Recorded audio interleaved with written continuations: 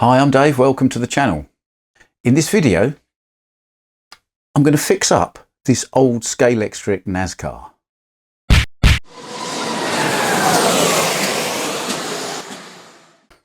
Those of you who follow this channel along as we go will know that before I went to UK Slotfest, I asked you if I should get a new car to review, an old car to review, or a junker to do up, and you said all three, and I did get all three, but most of you wanted me to get a junker to do up. So the new car was the Revo Slot Lister Storm. The old car was the Carrera Street Car Roadrunner. And the junker to do up is this Scalextric Inline NASCAR. Now this is a Ford Taurus raced in the 1999 season by Chad Little, and you know, it's a 25 year old slot car, and it's a Scalextric car, so it has a number of age related issues that happen to Scalextric cars. It needs some work, the first of which is because it's an old Scalextric car and it has plastic wheels. The plastic has shrunk, and so all the wheels come off very easily.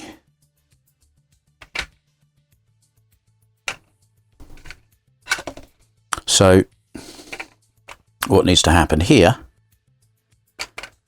is I probably need to sand up with a bit of wet and dry around the ends of here and glue these back on.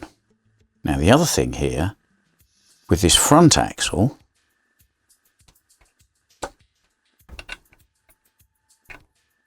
is it has some issues.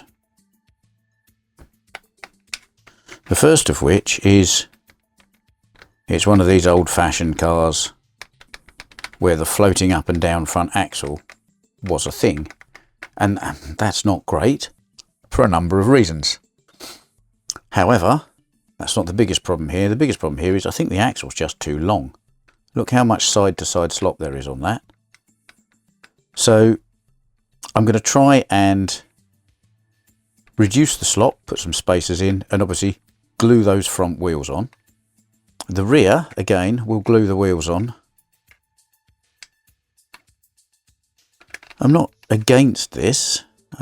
It seems to be fairly good. What I have noticed is, I don't know if you can see it here, but the motor does move in the chassis.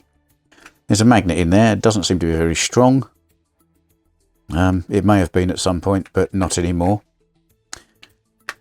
And the elephant in the room here is actually the guide, because this is a tiny, tiny little guide. And on a Carrera track, this is pretty much useless. However, this is a Scalextric car of an era where one of the body screws is underneath the guide, and you have to pop the guide out in order to get to the body screw. Well, that's great unless you want to change the guide, because any replacement guide is going to need a screw in from the top, which you won't be able to do and fix the guide in very easily and then still get the body back on. There's also this slightly strange system here, which we may need a bit of a look at. But overall, this car's got quite a lot of potential. It has got one body post there and one body post there, so there's room to have a little bit of float and a little bit of movement. I think we could do quite well with this car. I did look up some old videos of YouTube of people talking about these cars, and some of the forums like the Home Racing World Forum, and the inline Scalextric cars of this era seem to be what's the word for it? They stir nostalgia, because these cars apparently in their day were pretty damn good for a Scalextric car. They were easy to set up, they were fairly easy to tune, the bodies were quite nice. People look back fondly on these cars, so let's hope we can get this to a point where we can breathe a bit of new life back into it. I'm going to do, I think, probably 2 videos on this car. One where I fix what we've got, which is what I'm going to do now. And then I think in the future at some point I'm going to replace this chassis with something else. Maybe 3D printed, maybe build one out of brass, maybe both. Who knows? But for now, let's try and fix what we've got.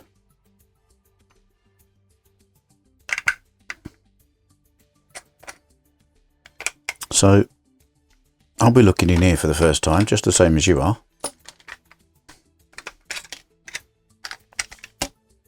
Now let's see what we've got. Oh my.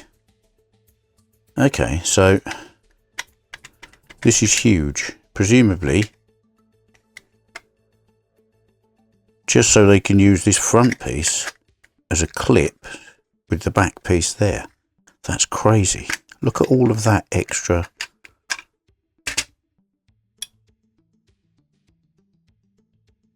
That's a bit nuts.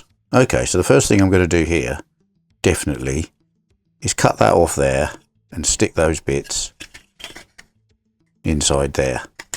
And then we can lose a whole load of weight.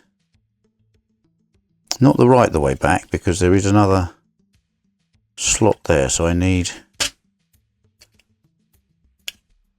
yeah, a line. I don't see the point of all of these, so I'll probably cut all of those off. That will save a bit more weight. Now this is a very rattly piece of glass. And how does that come out? Okay.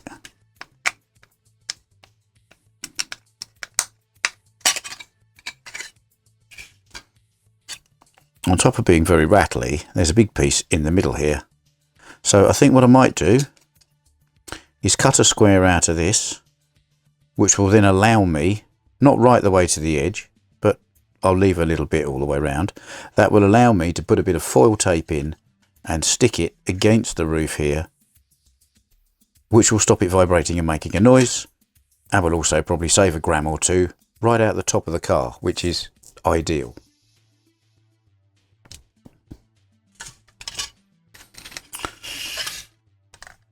Now, when we get to here, I didn't really understand this when they did it, but so the wires come out and they go onto these little contacts with some spade connectors, which come through here and then are spring loaded against the braid that's in the guide. It's not a great system.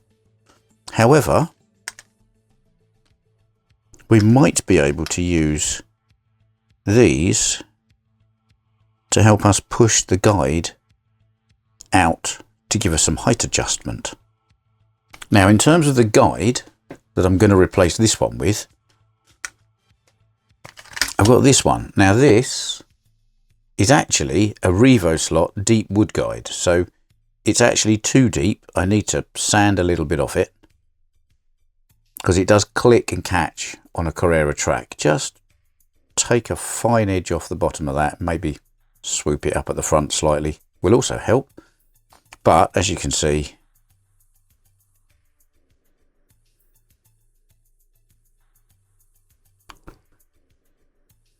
I think you can see there is quite a lot more guide here than there is here, and that will be an improvement. And the reason I picked this one out of all the bits of spares I've got is only the very edge here catches, so we'll only need to remove a very small amount of plastic from here to make this clear. And as you can see, quite a lot of the guide is forward of the centre post.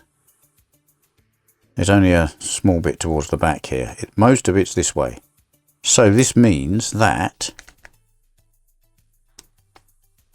this is very close to fitting and me still being able to get access to the screw hole. I can just about get access to the screw hole underneath, but if I shave just a small piece off the edge of here, I can turn the guide, which means I can get the body off, which means I'll then be able to get to the screw in the top, which is where that's going to be with that guide. Now, I think this guide, and it's going to be quite a tight fit. I'm going to have to drill that out ever so slightly. So there's a bit of work to do there. In terms of this front axle, I'm not quite sure what I'm going to do yet. I've definitely got some spare little spacers and things, so I can pop those in, and I might try that now even slightly.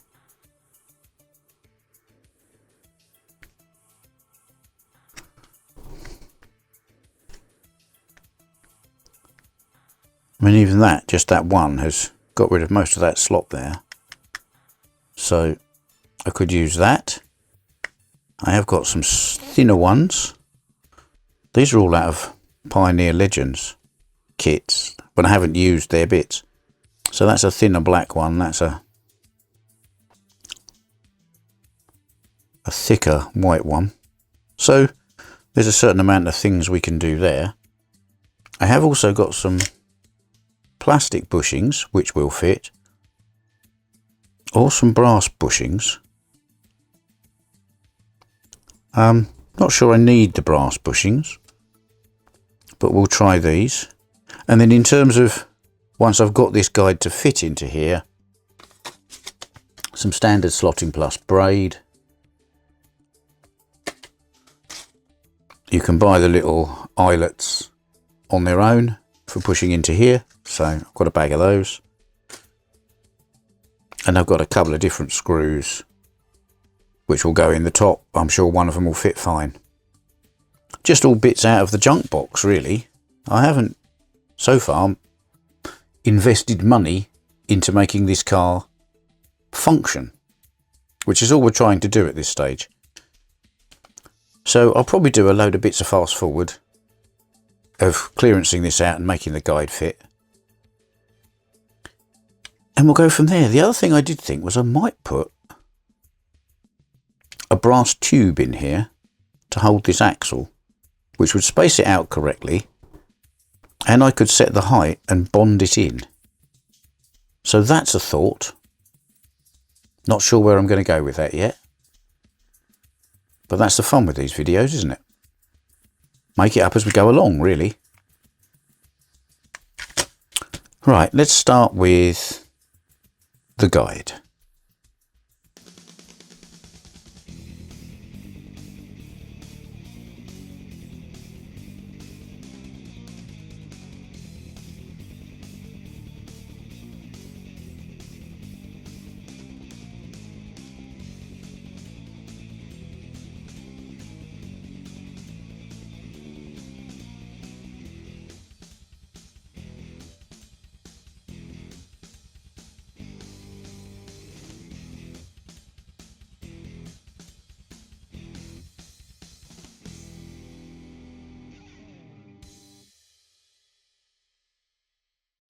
Right, I thought I'd better get you up to speed on where I'm at here, because I kept fiddling around and tinkering and the camera wasn't recording, and I thought if I go too far down this route, you'll miss everything. So, using the approved Home Racing World pointy stick, let me show you. You saw me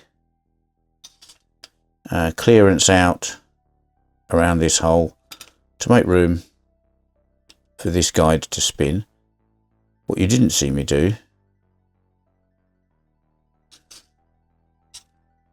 was pilot just the corner off of there so that I can get through to that body mounting post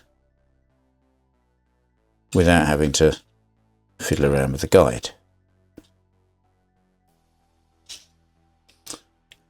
Now I did then put some braid in and the little brass holders and some wires into the top. I haven't wired it up to the motor yet, but you know, this is just a mock-up for the moment. And the reason it's a mock-up for the moment is so that I could set the guide height where I wanted it. So the car now sits, probably won't be able to see it on this camera, hopefully you can. The car is now sitting pretty much parallel with the ground. The chassis plate is nice and flat and a fixed height. So that's good. And I did that by grinding a little bit off the top of this post that was in here for the old Scalextric guide, putting a flat screw in the top there, and I don't know if you can see them, but I've put some spacers in here, and what that does is it brings the guide down relative to the chassis, which moves the chassis up. So you can add and remove a few spacers to make sure you've got this just nicely level.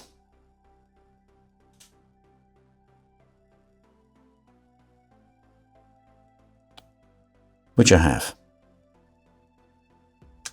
So the next thing to do is to work out how to fix this wheels, this axle, into here in this exact position so that the wheels are touching the ground, but they just spin. So I'm going to need to mark this somehow. And I still don't quite know whether I'm going to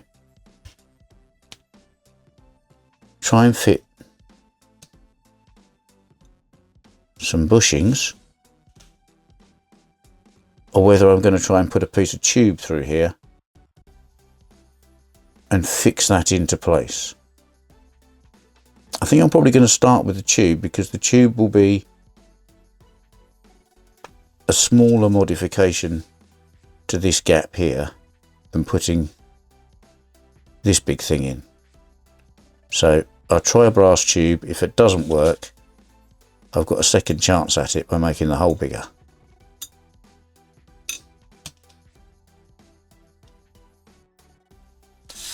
I'll go and do some of that now.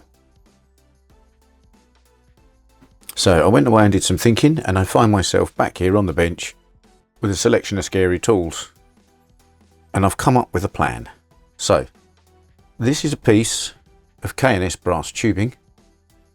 Specifically, it's their part number, if you want to order it, 8127. You should probably have a load of this, because this is a 1/8 inch outside diameter, 3/32 inside diameter tube, which means a standard axle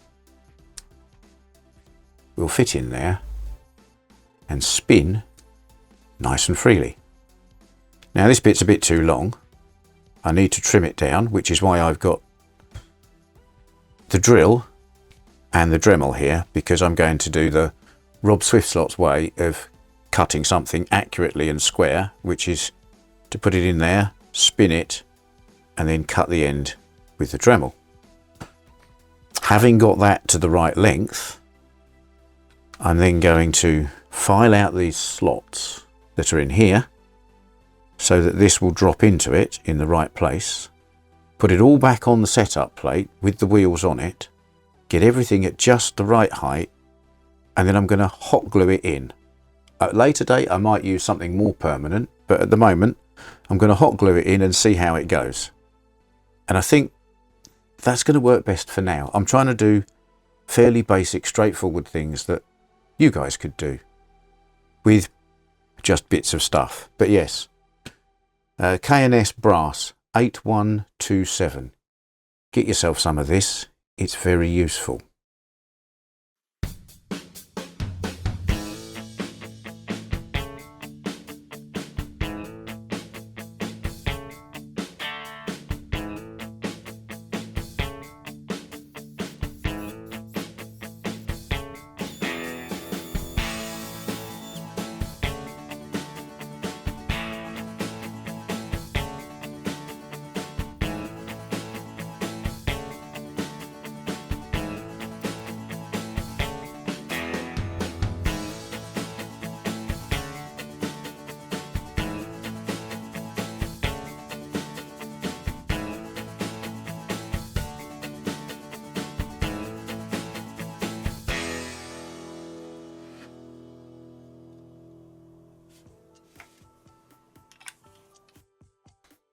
So here we are back at the setup plate.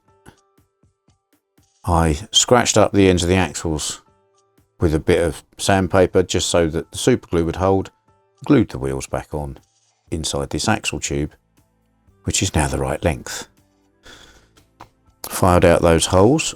Now I just need to set this up so it is, and the fortunate thing about this setup block, which I designed, you can't buy them anywhere, sorry, is it has these grids on it, so I don't need to use one of these pen board blocks. I can just use this one for these purposes, to line the centre of the car up.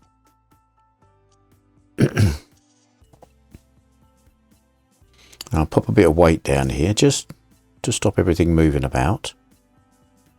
Now if I slot the axle into there, that should be in the right place.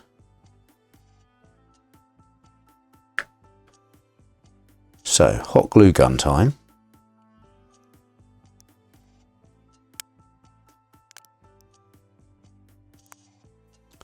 And we'll just let that set in place. Rob from Swift Slots would probably use car body filler at this point. I might do that later. It was easier to get the glue gun than it was to get the car body filler out, so we'll try it like this. If it's not good enough, I'll put car body filler in, but hot glue is usually pretty strong once it's, you know, it's not permanent. You can peel it off, but it's not like there's going to be a lot of stress on this front axle. So I will just let that set off, cool off like that. Other things to do, obviously the same wet and dry treatment on the rear axle to super glue the rear wheels on. And then I need to get back to the body modifications, just lose some of that weight. So that's where I'm going to go next with this.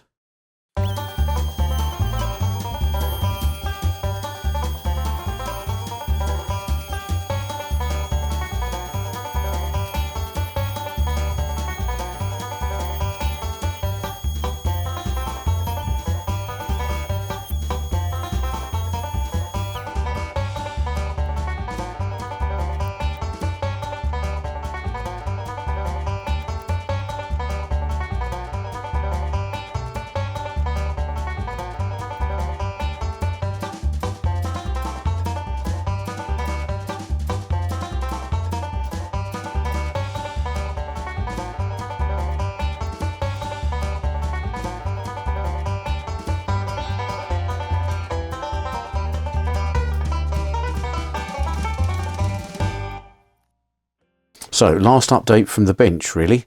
As you can see, I have saved an awful lot of weight from this car. I haven't weighed it, but it's going to be in the order of probably 10 grams by the time we're done there. And it's all come out, move you up a little bit, of the top of the car really. It came out of there and it came out of there. So the centre of gravity of this will be lower and it'll be a little bit lighter as a result.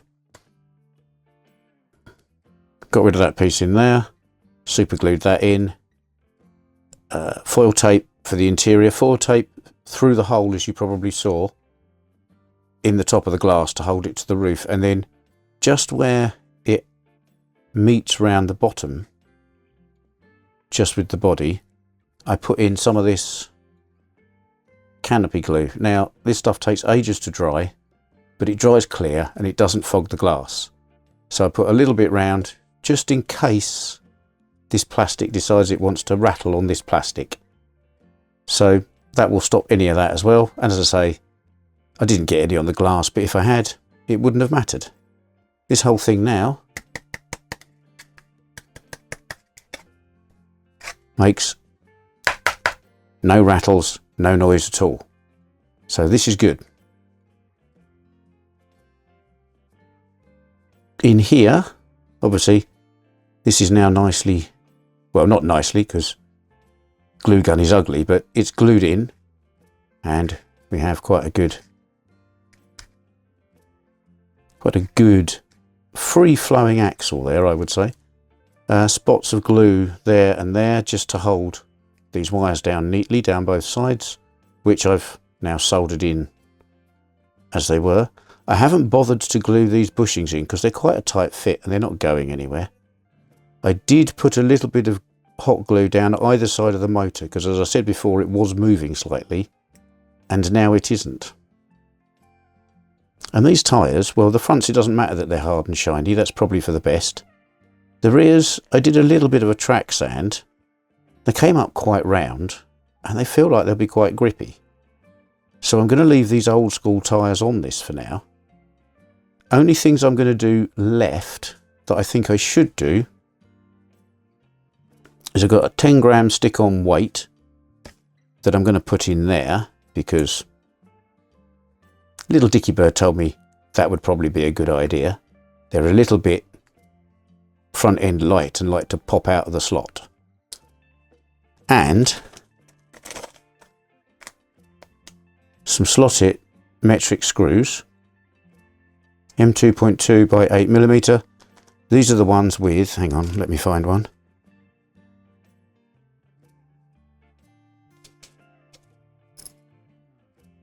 The thread only goes about this far down the screw. The rest of this is smooth, which means if you do loosen them off and have a bit of body float, you don't get any threads catching on these edges of these plastic holes to impede it. So I'm going to pop a couple of those in to hold the body on. That bit of weight in there. The only other thing I did do was I pulled what we might jokingly call the magnet out of this space and replaced it with a bit of lead. I think the lead probably weighs more than the magnet, and this isn't very much of a magnet anymore. It would barely support its own weight. So it was useless, and it was useless, you know. Bit of lead, super glued in, that's just lovely. So like I say, weight in there, screw the body on, and I think we'll take it for a drive. So this car has cost, I think it cost me £15. It's cost me bits and pieces and a journey which was kind of interesting to get it to a point where it'll probably do quite nicely around the track. You know, in these days of, you know, cost of living and tariffs and all sorts of craziness, we need a bit of budget motoring in our lives. And this is it. So, weight in, off to the track. Okay, so let's see if we've created a drivable car. I'm not looking for something that handles perfectly. I'm looking for something that handles like a 25-year-old NASCAR. So let's see how we go.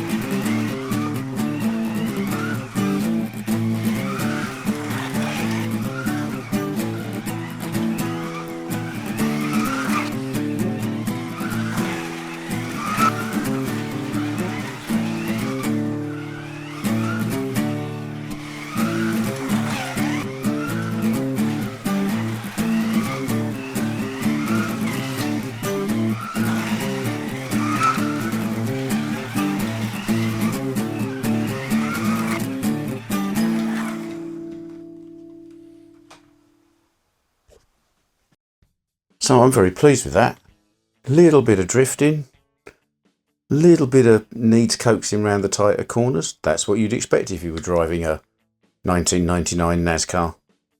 It's a little bit noisy, but that's Scalextric old plastic gears for you. They've gone a bit hard and I can probably bed them in a bit more. But overall, for £15 and a bit of tinkering and some super glue and some lead and a swap out of a guide, I call that a bargain. Nice one. Cheers, Pat.